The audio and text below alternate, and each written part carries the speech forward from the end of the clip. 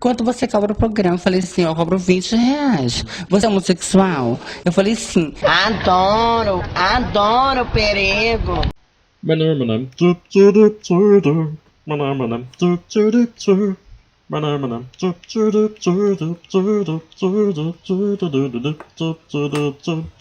Pronto, agora que eu botei um vírus na mente de vocês, que vai ficar repetindo o dia inteiro, que essa música é muito chiclete, vamos ao tema de hoje, que é as acusações de preconceito. A acusação de que é uma pessoa preconceituosa, que está na moda. E eu vou fazer uma coisa diferente, eu vou ler um texto meu, que está no meu blog há um tempo, porque eu notei que muitos de vocês são preguiçosos, então eu vou fazer isso para vocês. Mentira, tô brincando. Mas vocês são. Eu também. O título do texto é: Você é machista, homofóbico, transfóbico, racista? Muita calma nessa hora. Um título longo. Uma pessoa disse que a Marília Gabriela seria homofóbica por ter decidido não me convidar para o programa dela. Então, antes uma explicação. Em fevereiro de 2013, caso você não saiba, eu fiz um vídeo resposta ao que o Malafaia disse numa entrevista com a Marília Gabriela. Na verdade ele disse muita coisa contra homossexuais, principalmente, como eu. Mas eu só peguei as partes em que ele fez alegações sobre ciência, sobre fatos. Quando ele alegou, por exemplo, que metade dos gays é gay porque foi abusado sexualmente na infância e a outra metade, mais ou menos metade, escolhe. As duas coisas, as duas explicações estão erradas. E aliás, ele citou, na verdade ele citou uma estatística, um número. E com o número que ele citou, que foi 43%, eu achei o artigo original. O artigo original não falava o que ele estava alegando.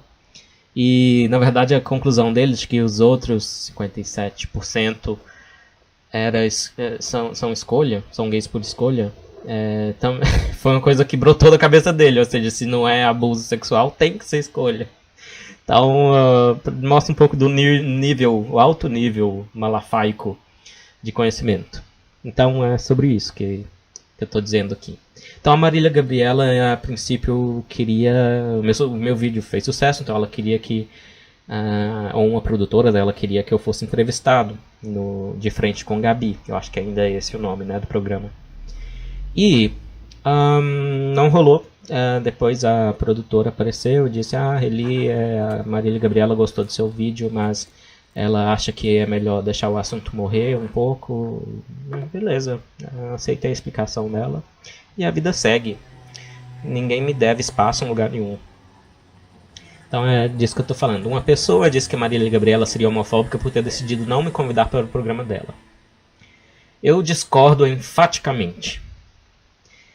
E também discordo enfaticamente de outras acusações de preconceito que às vezes vejo na internet. Por 3 razões. Primeira, às vezes a lógica é quebrada. Se a Gabi é homofóbica por não me convidar, ela não era homofóbica por convidar as lésbicas Pepe e Neném, ou seja, o fato dela ter convidado as lésbicas Pepe e Neném é prova de que ela não é homofóbica? Não me convidar é uma premissa muito frágil para acusá-la de ser homofóbica. Como qualquer pessoa, independente de quem seja, ela merece o benefício da dúvida. E só merece ser acusada com evidências convincentes e argumentos convincentes. Alarmismo e denuncismo que passam por cima disso são um grande problema, não uma solução. Segunda razão. Se fosse verdade que a Gabi é homofóbica, usar o adjetivo como um xingamento seria a última coisa que a faria refletir sobre isso e mudar de crença e de atitude. A Gabi, como qualquer outro ser humano, provavelmente agiria de forma defensiva, fechando-se para as ideias corretas de quem acusou. No caso da acusação ser verdadeira. Por causa da acusação, do uso de um nome feio, homofóbico, um nome feio, Encurralar as pessoas não é educá-las. E se as pessoas não estão sendo educadas a jogar fora sua homofobia, qual é o propósito de acusá-las de sê-lo? Terceira razão. A forma mais caridosa de aceitar uma acusação dessa sem as evidências e bons argumentos contra Gabi ou contra qualquer outra pessoa tem um efeito curioso. Se a Gabi é homofóbica, por isso, quem a acusou também é. Porque as pesquisas disponíveis, que eu já discuti aqui nesse canal, mostram que as pessoas, independentemente dos seus grupos, guardam em média vieses contra homossexuais, inclusive os próprios. Isso não é para aplaudir a homofobia, isso é para educar a respeito de um fenômeno curioso chamado viés implícito. A filósofa Jennifer Saul dá como exemplo desse fenômeno o que houve com o reverendo Jesse Jackson, que lutou toda a sua vida contra o racismo nos Estados Unidos, quando certa vez se viu, num momento de epifania autocrítica, tendo atitudes desfavoráveis contra negros. No caso, mudar de rota se visse um rapaz negro andando em direção a ele. Saul comenta evidências do viés implícito também no caso de sexismo, machismo, misoginia. Misandria também é uma forma de sexismo. O viés implícito pode vir em muitos tipos diferentes de comportamento. Por exemplo, decisões de contratação. Se você apresentar exatamente o mesmo currículo com um nome masculino ou feminino, a maior chance de que o que tem o nome masculino receba maior nota. Receba convite para entrevista, cargo de maior hierarquia e salário e seja contratado do que se o currículo tiver o nome feminino. O mais recente estudo de 2012 mostrou que o efeito do viés é igualmente forte em todos os grupos etários e que é igualmente forte entre homens e mulheres. O viés afeta o modo como interagimos com as pessoas. Tanto homens quanto mulheres são mais propensos a solicitar um homem em vez de uma mulher, mais propensos a interpretar com caridade um comentário incoerente se for de um homem do que se for de uma mulher. Então, se o exemplo do viés implícito no caso do machismo é análogo aos outros preconceitos, é provável que, neste sentido específico, nós todos possamos ser machistas, LGBT-fóbicos, racistas. E quem pensa que estar num desses grupos isenta alguém de ter esses vieses, provavelmente está enganado. Mas, e este é um grande mas, eu acho injusto usar esses adjetivos apenas por causa da ubiquidade dos vieses implícitos.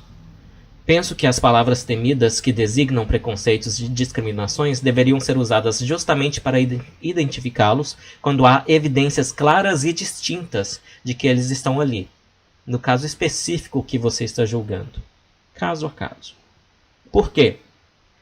Porque assim os próprios vieses podem ser combatidos melhor, inclusive no nível do indivíduo, que ao saber da existência desses vieses pode lutar para evitar incorrer neles, não baixar a guarda. E falar em vieses é muito mais efetivo para que as pessoas façam isso individualmente e se eduquem do que encurralá-las e acusá-las. Tanto pior encurralá-las e acusá-las sem evidências convincentes, como está acontecendo muito na internet. Jesse Jackson com certeza deve ter se tornado um ativista melhor depois da sua epifania. Alguém mais consciente sobre o quão complicado é algo como o racismo e o que fazer efetivamente para vencê-lo.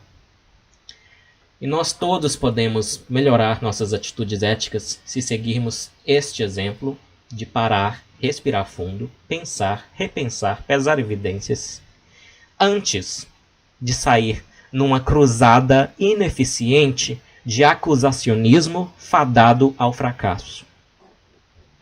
Portanto, se me acusam de qualquer uma dessas coisas, procuro fazer essa distinção entre aceitar a probabilidade de que eu incorro em vieses e cobrar evidências de que realmente fiz algo motivado por eles ou motivado por coisa pior, como ideias agressivamente preconceituosas ou atitudes claramente discriminatórias. E não espero menos de qualquer outra pessoa, inclusive quem me acusou. Rigor com evidência e argumento é a única coisa que pode garantir a justiça. O que são os vieses implícitos exatamente? Nós não temos um conceito científico completo, porque é uma pesquisa ainda em andamento, como todas, mas ainda recente, com a literatura limitada.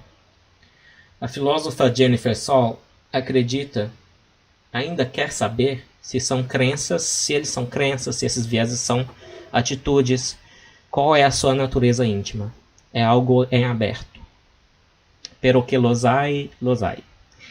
E é difícil declarar-se livre deles sem passar por epifanias no sentido de descobertas, de análises, como a de Jesse Jackson.